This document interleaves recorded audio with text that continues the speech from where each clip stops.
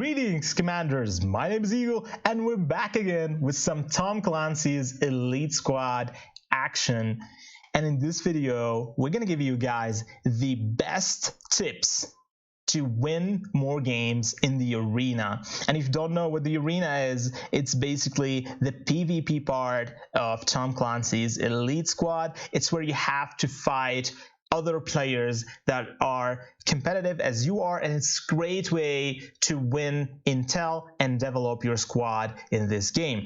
Now in this video, we're going to uncover the most crucial tips so that you can enhance your chances at winning in the arena, because all those tips we have gathered throughout all the years from our experience in this game and other similar games that we have played. So I hope you guys like them and maybe learn a thing or two. But before we start the video, I want to quickly tell you guys about a giveaway that we are doing soon, hosted by Ubisoft.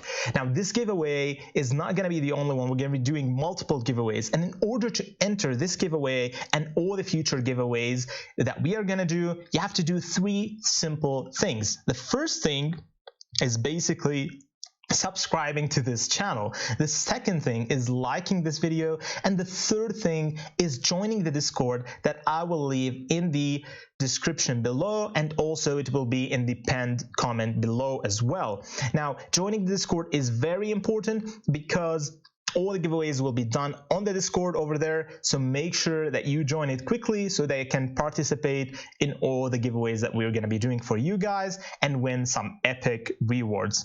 Now without further ado, let's get right into this video. And in this video, we want to talk about four main things. The first thing that we really want to talk about right now today is team compositions. Now in this game, we have different roles for each soldier. Now we have roles and we have also sub roles. As you guys can see, we mainly have three roles: the attacker, the defender, and the specialist.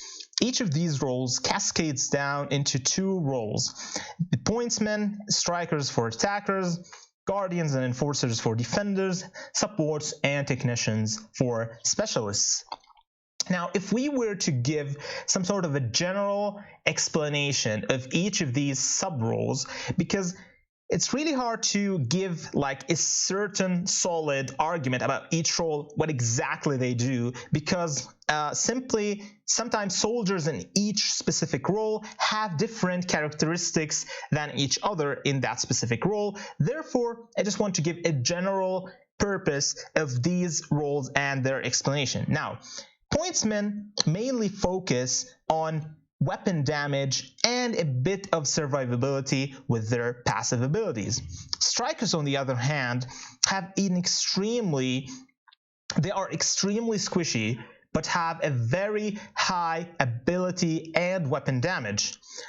In terms of defenders, there are guardians and enforcers. Now, guardians mainly revolve around highly survivability, or they have higher survivability, aid, and control.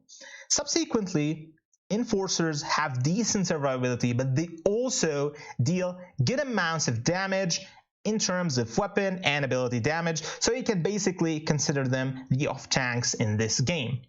Now, if we go to the specialists, we have the support and the technicians. Supports mainly have one role in this game, which is keeping your squad healthy in the fights. So they mainly focus on aid and mitigating damage while having some decent survivability as well. And finally, technicians are designed to deal control abilities. And by control abilities, we mean trying to stun the enemies, deal some AoE damage, and all these sorts of goodies. They also have some decent weapon and ability damage in the fight. So in order to build the epic squad and to fight in the arena, to enhance your chances in winning in the arena, you must have a variety of roles in your squad so that you can build a balance between damage and sustainability. Now, there are many combinations you can try out, but always ensure to have the right balance, as you can't expect to win, for example, with a team of only pointsmen, because they'll be extremely squishy and you won't be able to have the full potential of that team.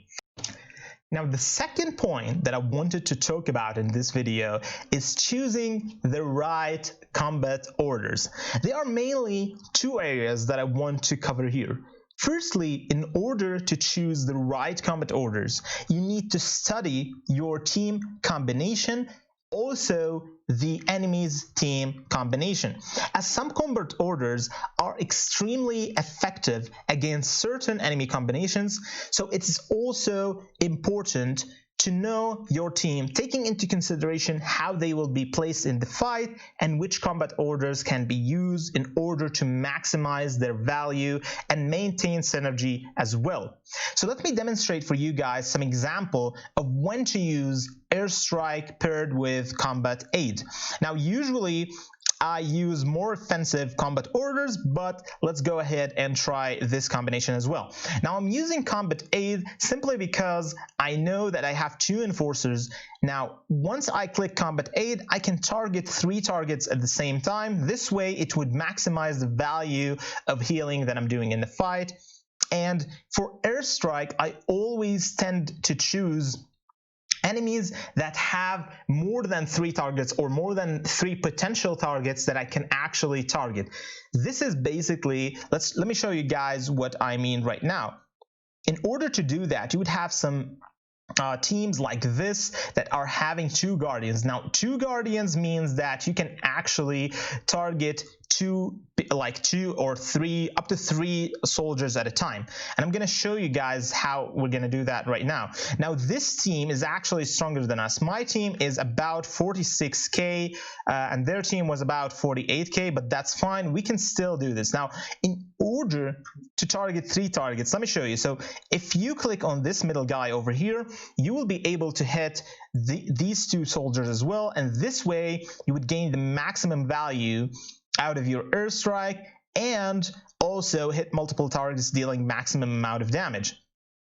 So we have dealt this amount of damage, and now we can immediately go ahead and heal our troops over here.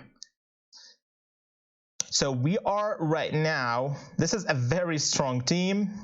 It might be a bit hard to take them out, but we are gonna try our best to do so. All right. So it's a bit hard commentating right now, but let's go ahead and heal this one real quick. Oh, there we go. That's a shot from Bliss. All right, so as you guys can see how effective that airstrike was, I'm just waiting for that shield to go off because I want to take out that bard immediately, and right now we got the win. They were stronger than us in terms of skill rating, but we still got the win because we chose the right combat orders for our team and like countering their team as well. If we go ahead and look at the damage done, you can see great damage being done by Bliss, by Ningguang, by Bard as well. Jacobi of course actually did a lot of good stuff.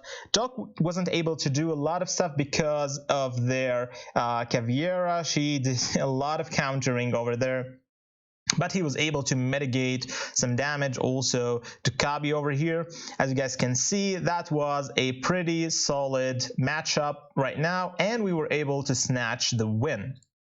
So this is basically choosing like the right team composition for your team and knowing what combat orders works with them and which combat orders, like offensive combat orders, works against different enemy compensations or combinations is very important, and therefore you guys would enhance your chances at winning even if you were matched up with stronger opponents. Now, for the third point that I wanted to talk about is choosing the right fights. Now, some soldiers in this game are more superior than others. Simply, this brings more depth to the game and it ensures the long-lastingness, simply because these soldiers are usually hard to unlock and farm.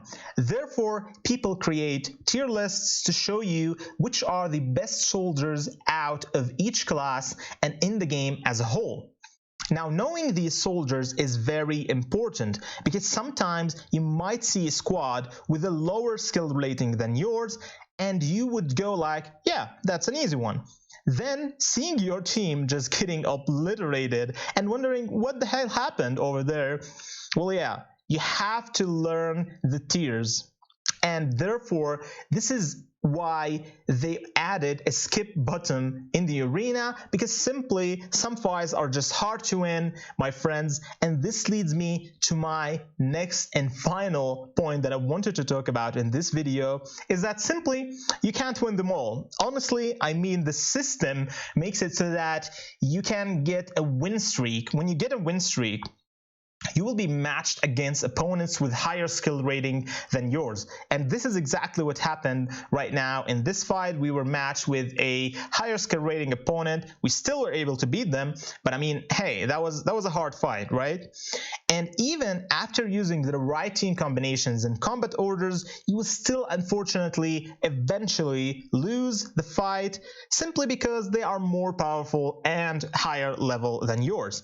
But look at the bright side here. You have gained a very solid win streak and a hell lot of extra arena points to reach this level, meaning that you are doing great and have a well-balanced squad and well-chosen combat orders. So keep doing what you're doing and always try new combinations, because you, my friend, will be at the top of the leaderboard soon. And basically, this is what I wanted to talk about in terms of the arena. It is quite simple. We're going to do a more comprehensive guide later on what is the fastest way to climb the leaderboard, and is it actually worth getting the first, or let's say top 100 best players in the arena worldwide. Is it worth the energy? Is it worth the money? We're gonna definitely do a video about that. So leave me in the comments below, what are your guys' thoughts about this video? What tips would you like to give all the other players in the arena right now? If you think I've missed something, or you want to add from your own experience, make sure to do that in the comments below. And also, just a quick reminder about the giveaway, make sure to subscribe to the channel, like this video if you like the content, and also, most importantly, join the Discord, because we're going to be doing some crazy giveaways over there. It's so much fun over there. We're building the Discord, we're building like a community Discord, and we would love to have you guys over there. So thank you so much for watching, and we're definitely gonna see you on the next one. Eagle out.